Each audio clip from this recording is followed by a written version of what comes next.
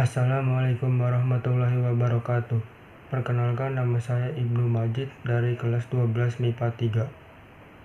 Di sini saya akan membahas materi tentang sistem kepartaian dan pemilu tahun 1955. Yang pertama, saya akan membahas tentang sistem kepartaian pada masa awal kemerdekaan hingga masa demokrasi liberal. Sistem kepartaian pada masa awal kemerdekaan. Pada masa awal kemerdekaan, pemerintah Republik Indonesia membutuhkan lembaga parlemen yang berfungsi sebagai perwakilan rakyat. Keberadaan parlemen tidak dapat dipisahkan dari partai politik. Oleh karena itu, salah satu hasil sidang PPKI pada 22 Agustus 1945 menyatakan pemerintah Indonesia akan membentuk Partai Nasional Indonesia atau PNI. Partai ini diharapkan mampu menjadi wadah persatuan pembinaan berpolitik bagi rakyat Indonesia. Dalam perkembangannya, Presiden Soekarno berusaha menetapkan PNI sebagai partai negara atau Staatspartij. Presiden Soekarno juga memiliki pengaruh yang cukup besar dalam keanggotaan PNI. Pengaruh tersebut ditandai dengan adanya konsep Marhaenis dalam PNI.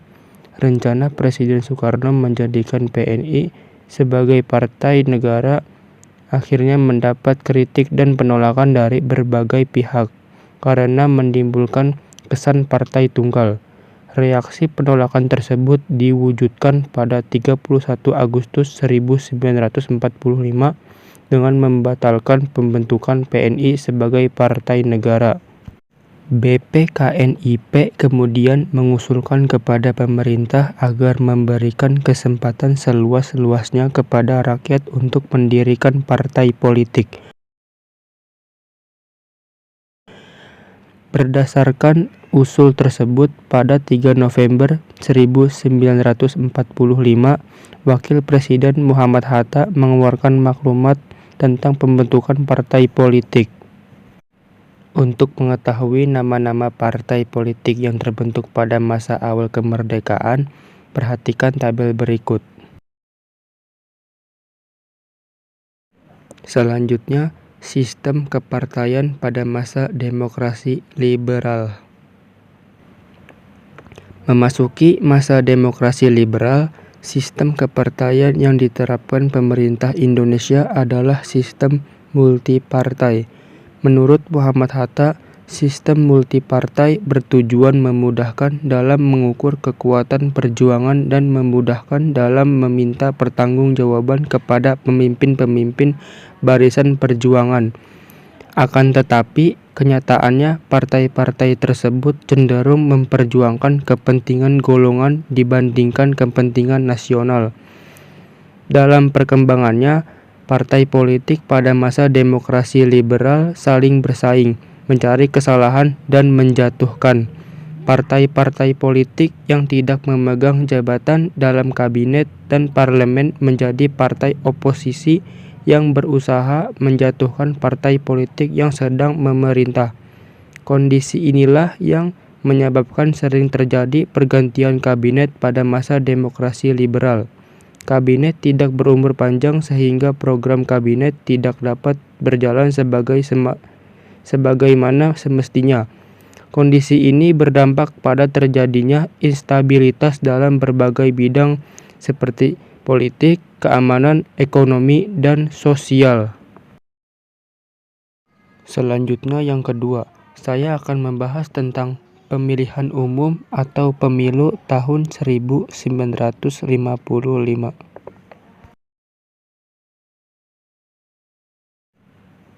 Perhatikan gambar di samping.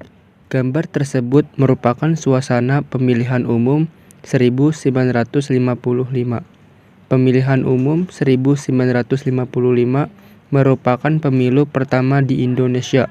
Pemilihan umum ini berhasil diselenggarakan pada masa pemerintahan Kabinet Burhanuddin Harahap. Bagaimana pelaksanaan pemilu pada masa tersebut? Simak penjelasan berikut. Pada 31 Mei 1954, pemerintah membentuk Panitia Pemilihan Indonesia atau PPI yang diketuai Hadi Kusumo dan Rustam Sultan Palindi sebagai wakil ketua. Selanjutnya, PPI secara resmi dilantik Presiden Soekarno pada 28 November 1954. Pelaksanaan pemilu pertama dibagi dalam 16 daerah pemilihan yang meliputi 208 kabupaten, 2.139 kecamatan, dan 43.429 desa. PPI menetapkan pemilu dilaksanakan dalam 2 tahap, yaitu pada 29 September 1955 untuk memilih anggota parlemen atau DPR, dan pada 15 Desember 1955 untuk memilih anggota konstituante. Hasil pemilu anggota parlemen atau DPR diumumkan pada 1 Maret 1956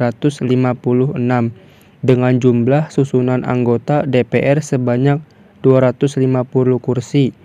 Anggota DPR hasil pemilu dilantik oleh Presiden Soekarno pada 24 Maret 1956.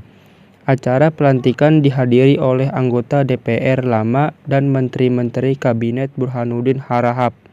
Sementara itu, hasil pemilu anggota konstituante diumumkan pada 16 Juli 1956. Untuk mengetahui hasil urutan perolehan suara terbanyak pada pemilu 1955 tahap pertama dan kedua, kalian bisa memperhatikan tabel berikut. Selanjutnya, nilai positif lainnya yang dapat diambil dari pemilu 1955 sebagai berikut. 1. Tingkat partisipasi masyarakat tinggi. 2. Jumlah orang yang tidak memilih atau golput sedikit. Yang ketiga, kesadaran berdemokrasi dan kemampuan memilih yang baik. Padahal pada saat itu jumlah penduduk buta aksara masih banyak. Sekian materi pembahasan dari saya, kurang lebihnya mohon maaf. Wassalamualaikum warahmatullahi wabarakatuh.